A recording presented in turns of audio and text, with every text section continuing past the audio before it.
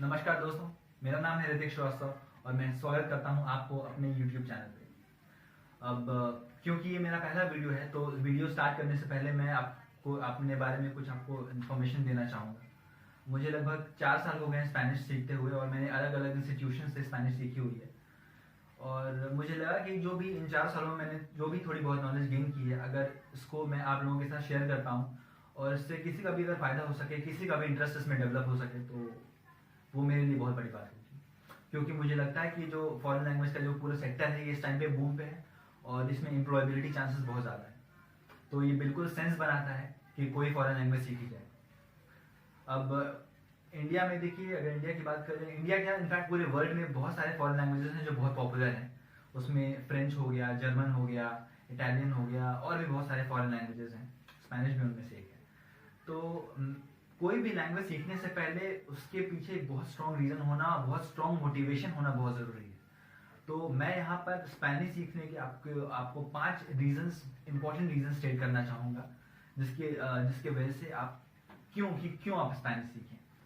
ठीक है, तो हम स्टार्ट करते हैं। सबसे पहला और सबसे बड़ा रीज़न कि learning Spanish builds your resume. अब मैं आपको यहाँ पे एक एग्जांपल देना चाहूँगा। जैसे मान लीजिए कि 4 लोग सेम डिग्री के साथ एम्प्लॉयमेंट किसी एम्प्लॉयर के पास जाते हैं, तो उनके पास सेम डिग्री है, लेकिन उसमें से एक बंदा है जिसने स्पेनिश सीख रखी है।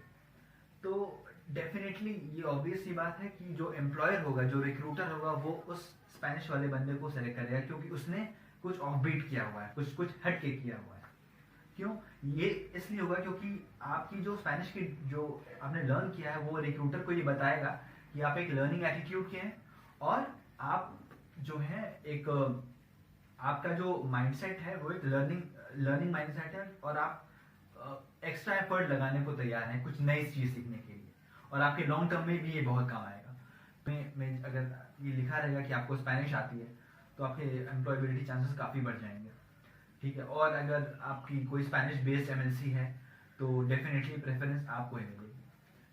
तो पहला पॉइंट हो गया कि इट बिल्ड्स योर रिज्यूमे, आपके रिज्यूमे में एक स्टैंड आउट पॉइंट बन के निकल के आएगा वो। दूसरा पॉइंट, स्पेनिश एक एज अ बैकअप ऑप्शन। अब देखिए, इंडिया में कंपटीशन बहुत ज़्यादा है, बहुत सारे लोग हैं जो कि अलग अलग एग्जाम की प्रिपरेशन करते हैं, ठीक है, कॉम्पिटेटिव एग्जाम की। तो इसमें कहीं ना कहीं एक रिस्क फैक्टर रहता है। तो अगर आप स्पेनिश सीखते हैं तो आप अपने मॉम डैड को ये कन्विंस कर सकते हैं कि अच्छा चलो, अगर मैं इसमें जो भी मैं एग्जाम दे रहा हूँ उसमें अगर सक्सेस हुआ या फेल हुआ कोई बात नहीं, लेकिन ये जो चीज़ है जो आप स्पेनिश सीखोगे उससे आपका जो फेलियर के सो कॉल्ड फेलियर के जो अगर होता है तो उसके चांसेस लगभग खत्म हो जाएंगे। क्योंकि स्पेनिश सीखने से ही आपके पास इतने सारे ऑप्शंस क्रिएट हो जाएंगे कि आपके माँ बाप को चिंता करने की जरूरत ही नहीं होगी। ठीक है, प्रोवाइडेड कि आप इसको एक प्रोफेशनल लेवल पे ले जाते हैं, ये इंपॉर्टेंट है। ठीक है, that brings us to the third point कि it has lucrative career options. अब आप पूछोगे कि इसमें कौन कौन से करियर ऑप्शंस निकल के आते हैं, तो मैं आपको बता दूं कि इसमें बहुत सारे हैं क्योंकि ये इंडस्ट्री बूम पे है और बहुत सारे। अब इसमें बेसिकली कुछ उसमें जो प्रीडोमिनेंट ऑप्शंस हैं मैं आपको बताता हूँ। सबसे पहले आप टीचिंग कर सकते हैं। देखिए, बहुत सारे स्कूल्स हैं, बहुत सारे कॉलेजेस हैं जहाँ पे स्पेनिश पढ़ाई जाती है। तो अगर आपका इसमें इंटरेस्ट डेवलप होता है और आप कोई एक अच्छा कोर्स कर लेते हो, जेएनयू कोर्स करवाता है, मतलब और भी बहुत सारे प्रेस्टिजियस कॉलेजेस हैं जो दिल्ली यूनिवर्सिटी करवाता है। तो बहुत सारे प्रेस्टिजियस कॉलेजेस हैं जो कि ये कोर्सेज करवाते हैं और आप वहाँ से ये कोर्स करके निकलते हैं स्पेनिश का, तो आपको आराम से अच्छी टीचिंग की जॉब मिल सकती है। आप प्राइवेट ट्यूशंस पढ़ा सकते हो, मतलब बहुत सारे आपके पास मनी जनरेशन के ऑप्शंस भी अवेलेबल हो जाएंगे और टीचिंग में बहुत ज़्यादा एफर्ट भी नहीं लगेगा मोस्टली। दूसरा हो गया बीपीओज और केपीओज। अब देखिए, जैसे इंडिया डेवलपिंग इकोनॉमी है, इंडिया में ऐसे बहुत सारे क्लाइंट्स हैं जो कि स्पेनिश स्पीकिंग कंट्रीज़ के हैं। तो अब स्पेनिश स्पीकिंग कंट्रीज़ के क्लाइंट से डील करने के लिए आपको स्पेनिश स्पीकिंग इंडियन एम्प्लॉयज़ भी चाहिए होंगे। और तो इन एम्प्लॉयज़ की जो इंडियन एम्प्लॉयज़ जो कि स्पेनिश बोल सकें, इनकी डिमांड इस समय इंडिया में बहुत ज़्यादा है। तो और वो बीपीओज और केपीओज में बहुत ज़्यादा, इनफैक्ट इन दोनों में बहुत ज़्यादा डिमांड है। तो अगर आप सीखते हैं तो आराम से बीपीओ में आपको जॉब मिल सकती है। ठीक है, और आराम से कह सकते हो कि 35,000 35 के 40 के आराम के अराउंड आपकी जॉब लग सकती है। उसके बाद आते हैं ट्रांसलेटर इंटरप्रेटर पे। तो एक ये भी है कि आपको एक स्क्रिप्ट दे दी जाएगी। कुछ जॉब ऐसे भी होती है, आपको एक स्पेनिश स्क्रिप्ट दे दी जाती है, उससे आपको इंग्लिश में ट्रांसलेट करना होता है, या इंग्लिश दे दी जाएगी, आपको स्पेनिश में ट्रांसलेट करना होता है। तो ऐसी चीज़ें चलती हैं। तो आपको एक और जॉब प्रोफाइल है ट्रांसलेटर और इंटरप्रेटर की, जो कि आप ले सकते हो उसके थ्रू। और एक और जॉब होती है सब्जेक्ट मैटर, एक और प्रोफाइल है सब्जेक्ट मैटर एक्सपर्ट की। ऑब्वियसली अगर आप एक लैंग्वेज में आप स्किलफुल हो जाते हो तो आप एक सब्जेक्ट मैटर एक्सपर्ट भी बन सकते हो। और सबसे मैं कहूँगा इन सब जॉब में से सबसे प्रेस्टिजियस जॉब होती है वो होगी अगर एम्बेसी में। तो अगर आप स्पेनिश प्रोफेशनली सीख लो, कॉम्पिटेंट हो जाओ उसमें, मतलब पारंगत हो जाए अब आप स्पेनिश सीखने में, और काफ़ी अच्छे लेवल पे ले जाते हैं, तो आप एम्बेसीज में भी अप्लाई कर सकते हैं। जैसे मतलब कि उन कंट्री की एम्बेसीज जहाँ पे स्पेनिश बोली जाती है, तो उनका उसमें आप अगर अप्लाई करेंगे तो आपको एम्बेसीज में भी जॉब लग सकती है। तो वो क्योंकि गवर्नमेंट ऑफ उस कंट्री के गवर्नमेंट या गवर्नमेंट ऑफ इंडिया के अंडर में आएगा, तो वो काफ़ी रेप्यूटेड जॉब होगी और जॉब सिक्योरिटी भी रहेगी, और एम्बेसी में काम करने का एक अपना ही एक रुतबा है, रेप्यूटेशन। तो ये हो गया ल्यूक्रेटिव करियर ऑप्शंस। उसके बाद क्यों सीखें, फोर्थ है कि it is an easy language. देखिए स्पेनिश, मैं ये बस मोटिवेट करने के लिए नहीं बता रहा हूँ, स्पेनिश एक्चुअली बहुत ईजी है। जिसको भी बेसिक इंग्लिश आती है उसके लिए स्पेनिश आसानी होगी, क्योंकि उसका जो स्क्रिप्ट है इंग्लिश की, रोमन स्क्रिप्ट, वही सेम स्क्रिप्ट स्पेनिश में भी है। वो बस एक आध अल्फ़ाबेट ज़्यादा है, अदरवाइज स्क्रिप्ट सेम है, लिखने का तरीका सेम है, प्रोनाउंसिएशन थोड़ी डिफरेंट है।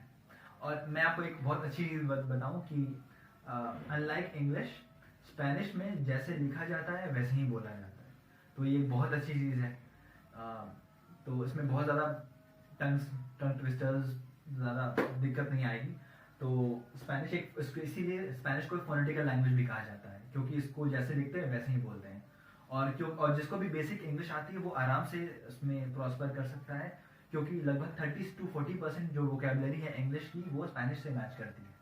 ठीक है, तो ये एक बहुत आसान लैंग्वेज है। आई थिंक जो इंग्लिश आता है वो आराम से स्पेनिश सीख सकता है। और last but not the least, the charm of being a polyglot.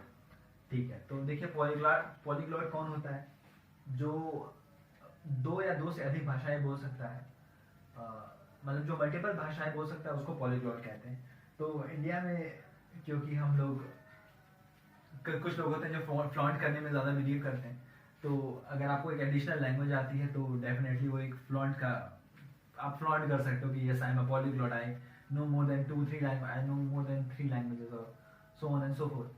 तो एक पॉलीग्लॉट होने का एक चार्म अलग होती है। और अगर साइंटिफिकली भी इनफैक्ट अगर हम लोग बात करें, तो अगर आपको तीन या तीन से अधिक लैंग्वेज आती हैं तो आपके माइंड की प्रोसेसिंग स्पीड बढ़ जाती है, क्योंकि जब आप एक लैंग्वेज से दूसरे लैंग्वेज में स्विच करते हो तो it creates neural connections, and because of which हमारे माइंड की जो प्रोसेसिंग स्पीड है वो बढ़ जाती है। तो ये बिल्कुल सेंस बनाता है ये एक फॉरेन लैंग्वेज सीखी ही जाए।